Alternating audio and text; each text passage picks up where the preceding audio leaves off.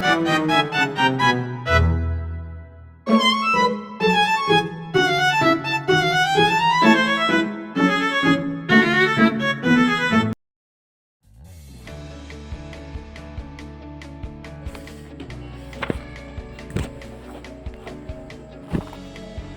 guys, aku Salma Liliana Putri dengan NIM 240409007. Halo guys, jadi sekarang kita lagi ada di ruang Halo guys, ini aku Najunisa Amalina dengan NIM 240409008. Halo guys, ini aku Salwa dengan NIM 240409009.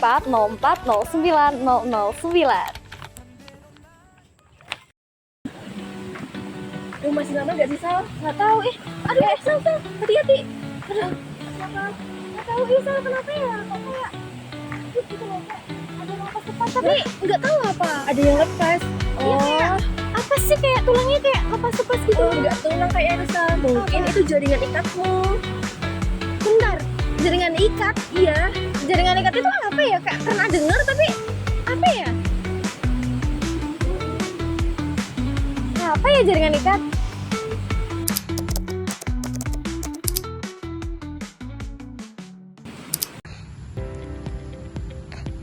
Kak, boleh tahu nggak apa itu jaringan ikat?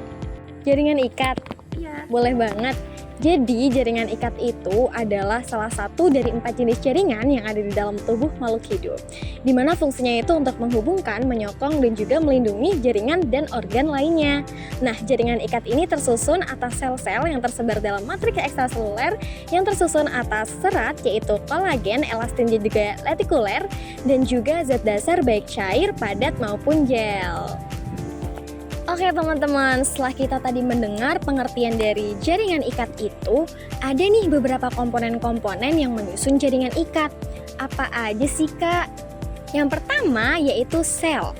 Jadi jaringan ikat itu tersusun atas beberapa sel teman-teman. Di antaranya yaitu ada fibroblast, makrofag, sel mast, sel plasma, sel adiposa, dan juga leukosit. Nah tentunya sel-sel ini memiliki struktur dan fungsi yang berbeda-beda. Nah, komponen yang kedua yaitu zat dasar. Apa sih Kak zat dasar itu? Zat dasar itu adalah komponen non-seluler yang menyusun ruang di antara sel dan juga komponen fibriler. Nah, tadi kan mendengar ya teman-teman, apa sih komponen fibriler itu? Jadi komponen fibriler itu adalah komponen ketiga yang menyusun dari jaringan ikat. Nah, komponen fibriler ini dibagi menjadi 3. Yang pertama yaitu ada serabut kolagen, yang kedua ada serabut elastin, dan juga ada serabut retikuler. Nah, itu teman-teman, ketiga komponen yang menyusun dari jaringan ikat. Nah, teman-teman, tadi kan kita sudah belajar mengenai pengertian dari jaringan ikat dan komponen penyusunnya. Sekarang, mari kita bahas mengenai jenis-jenis dari jaringan ikat.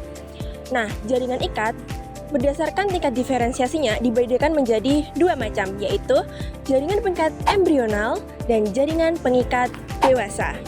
Pada jaringan pengikat embrional tersusun dari jaringan-jaringan sel mesenhim, di mana sel mesenhim merupakan sel yang memiliki kemampuan untuk berdiferensiasi menjadi sel lain. Nah, jaringan pengikat embrional ini kemudian akan berkembang menjadi jaringan mukosa, di mana jaringan mukosa merupakan tahap perkembangan dari jaringan mesenhim. Nah, teman-teman, jaringan pengikat embrional ini dapat kita temukan pada tali pusar dan jaringan pada sekitar pembuluh darah. Nah, kemudian untuk jaringan pengikat dewasa, fibril-fibril sudah membentuk serabut yang dapat diwarnai dan mudah dibedakan adanya 3 unsur. Nah, teman-teman, berdasarkan sel penyusun dan fungsinya, jaringan pengikat dewasa dibagi menjadi 2 macam, yaitu jaringan pengikat longgar atau areolar dan jaringan pengikat padat. Pada jaringan pengikat longgar, struktur kolagen bersifat longgar atau fleksibel. Unsur utamanya merupakan zat dasar amorf dan memiliki konsistensi yang lunak. Fungsi dari jaringan pengikat longgar ini ialah untuk penyokong, memberi bentuk organ dalam, serta menyediakan makanan bagi organ yang diselubungi. Nah, teman-teman, sedangkan pada jaringan pengikat padat memiliki struktur kolagen yang lebih padat dan tentunya lebih jelas daripada jaringan pengikat longgar. Sel penyusunnya yaitu fibroblast dan lebih resistensi terhadap stres. Nah, fungsi dari jaringan pengikat padat ini ialah sebagai penghubung antara otot dengan tulang dan membungkus dan melindungi organ vital. Nah, teman-teman, jaringan pengikat padat ini dibedakan pula menjadi dua macam, yaitu jaringan padat tak teratur dan jaringan ikat padat teratur. Pada jaringan pengikat padat tak teratur, berkas kolagen menyebar menjadi jaringan jala-jala 3 dimensi. Nah, contohnya yaitu seperti dermis dan ganglion. Sedangkan pada jaringan padat teratur, berkas kolagen tersusun atas satu arah, contohnya seperti tendon. Nah, teman-teman, itulah mengenai beberapa jenis dari jaringan ikat.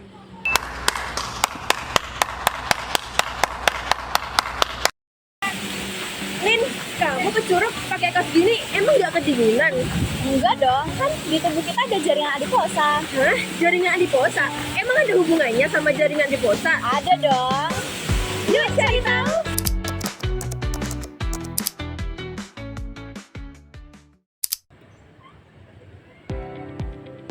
Nah, sebenarnya apa sih itu jaringan adiposa? Nah, jaringan adiposa ini adalah salah satu jenis jaringan ikat khusus yang menyimpan cadangan energi berupa lemak. Jaringan adiposa ini tersusun atas sel-sel yang dinamakan sel adiposit.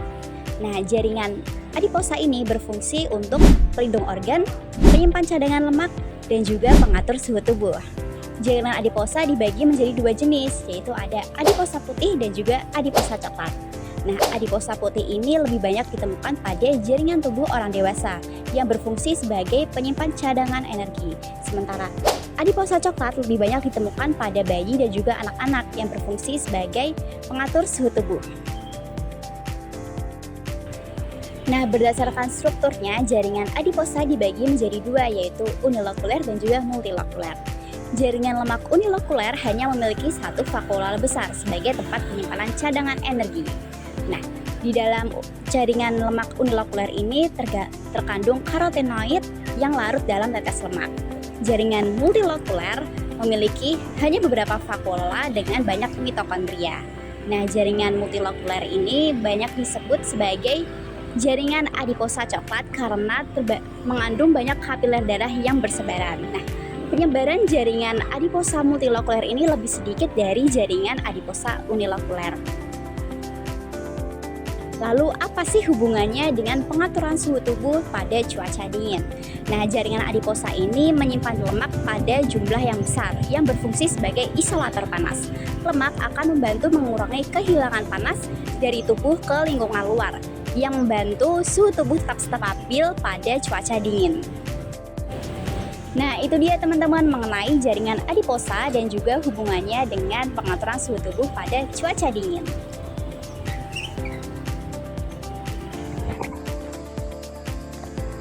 Oke guys, jadi itu video dari kelompok kami yang membahas tentang jaringan ikat dan Jaringan adiposa. Semoga bermanfaat. thank you for watching. Bye-bye!